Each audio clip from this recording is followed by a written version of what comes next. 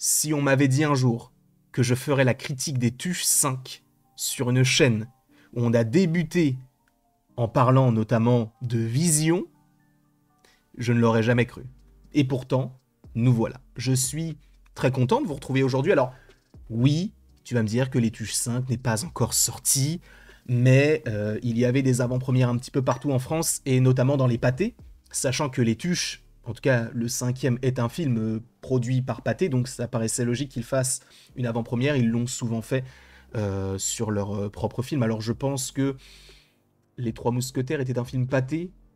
Je vous avoue que je ne m'en souviens plus vraiment. Le fait est qu'on est devant un film où on ne se prend pas la tête. Et d'ailleurs, petite image à l'appui qui servira tout au long de cette vidéo. C'est un film qui est vraiment bon. Mais encore une fois, il faut se mettre dans le contexte. On va voir ce film-là pour rire.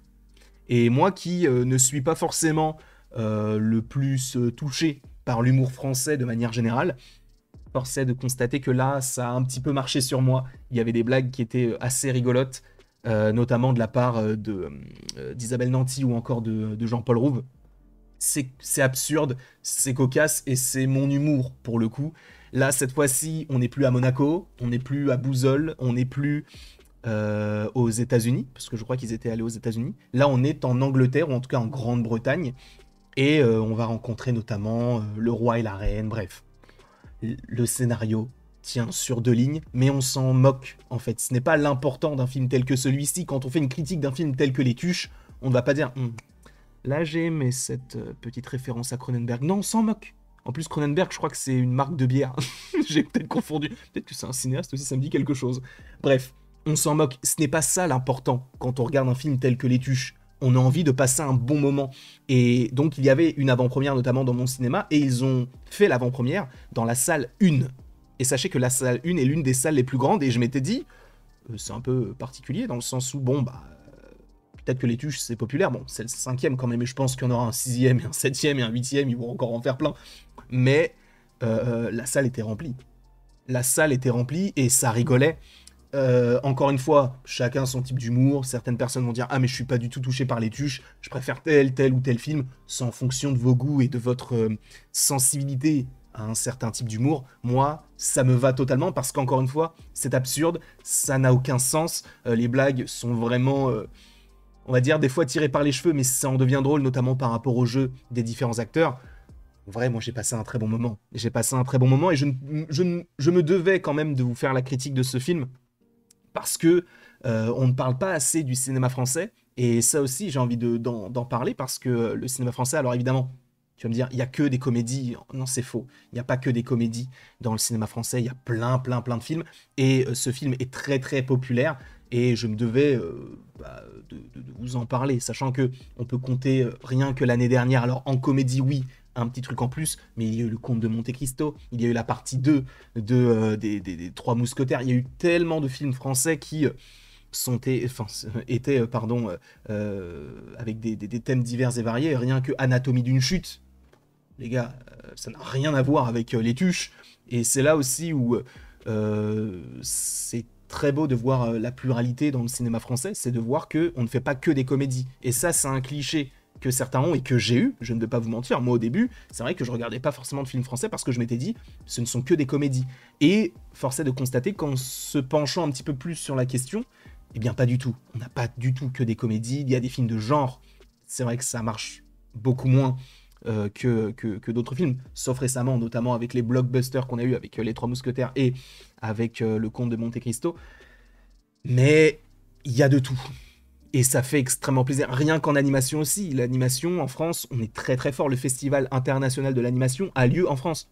Ce n'est pas pour rien, il y a le Festival de Cannes. Ça montre qu'il y a, encore une fois... Alors oui, les films les plus populaires sont souvent les comédies, parce que ça fédère, mais il y a de tout. Et c'est aussi pour ça que j'avais envie de vous parler de ça. Alors même si on est clairement sur une comédie potache, ça fait du bien aussi, parce qu'il y a même différents types dans la comédie, et les Français sont assez forts là-dessus. Là, on est vraiment sur un humour qui est totalement différent de celui d'Artus, notamment par rapport à un petit truc en plus, pardon.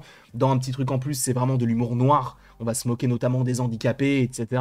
Là où dans ce film-là, c'est de l'humour un peu burlesque, c'est encore une fois, comme je vous l'ai dit, c'est potache, et en regardant ce film, en prenant sa place, on sait ce qu'on va voir, et en ayant pris ma place, je n'ai pas été déçu. Je me suis dit, j'ai même hésité à y aller. Je me suis dit en vrai, un peu flemme, mais bon, c'est quoi, je vais... bon, on m'a poussé un peu à y aller, et j'y suis allé. Et du coup, j'ai pas du tout été déçu. J'ai pas du tout été déçu. Bon, évidemment, ça n'a aucun sens. Il y a plein d'incohérences. Tu te dis, comme par hasard, il parle français alors qu'on est en Angleterre. On s'en moque. C'est pas ce qui importe dans un film tel que celui-ci. Quand on regarde un film tel que celui-ci, on a envie de rire. Et à gauche, à droite, dans la salle, il y avait des gens qui riaient et c'était beau parce que t'avais des enfants, t'avais des personnes âgées. Bon, les enfants, je les déteste parce qu'ils sont très mal élevés. Mais voilà, même les personnes âgées, il faut pas... Méfiez-vous de Gisèle. Très très violente celle-là. Mais en tout cas, moi j'ai adoré ce film, qui ne paye pas de mine. Jean-Paul Rouve, en vrai, j'ai rarement vu un film avec Jean-Paul Rouve où j'ai été déçu après. J'ai souvent regardé des films, en tout cas des comédies avec lui, notamment Nos Jours Heureux. C'est vrai qu'il a fait un film là, il y a pas longtemps, qui était un peu problématique par rapport à une relation un peu bizarre. Bon, je me suis pas plus renseigné que ça, mais j'ai vu que c'était un peu problématique dans le film. Et du coup, là, c'est tout autre chose. Et d'ailleurs, ce qui est aussi intéressant à souligner par rapport à ce Tuche 5, c'est qu'il est réalisé par Jean-Paul Rouve lui-même, qui a notamment déjà réalisé des films, mais c'est la première fois qu'il réalise un film Tuche. Ça, ce n'est pas rien. Parce qu'à la base, c'était Olivier Barou, donc vous connaissez Cad et Olivier. Bon, là, c'était Olivier qui s'occupait des films. D'ailleurs, il était même dans les films, puisque je crois qu'il était notamment dans le film où il se présente. Bon, en fait, il est dans quasiment tous les films. Là, il n'y est pas. Et c'est Jean-Paul Rouve qui le réalise. Ce qui est intéressant aussi, c'est qu'il y a Alain Chabat dans le film. Alors, on ne le voit pas, mais on l'entend. C'est une voix off.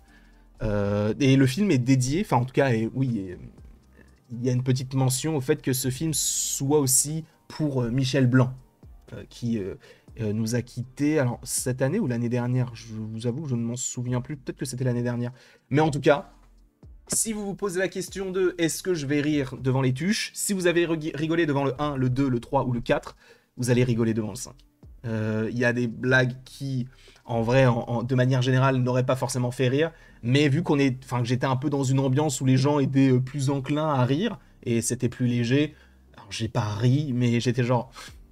Après, c'est très compliqué de me faire rire, mais cet humour-là, moi, me va. Je ne sais pas en tout cas ce que vous en avez pensé si vous l'avez vu. N'hésitez pas à me le dire dans les commentaires. En plus de ça, pour les fans de foot, on va dans le camp d'Arsenal, enfin, dans le camp d'Arsenal, entre grands guillemets.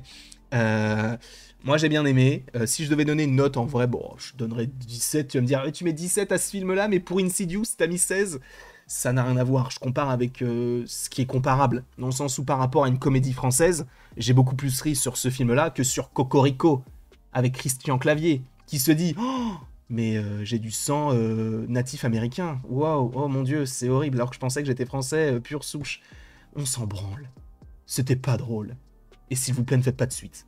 Alors que là, pour le coup, ça m'a beaucoup plus touché. Et au vu du remplissage de la salle, à mon avis, le film va marcher. En tout cas, je ne sais pas ce que vous en avez pensé, n'hésitez pas à me le dire dans les commentaires, n'hésitez pas non plus à aimer, à partager et à vous abonner, si ce n'est pas déjà le cas. Et après tout ceci, il ne me reste plus qu'à vous dire à la prochaine, pour la prochaine. Et encore une fois, merci beaucoup à vous d'avoir été présents. On se retrouve d'ici quelques temps pour de nouvelles vidéos, de nouvelles aventures, et d'ici là, passez une très très belle journée.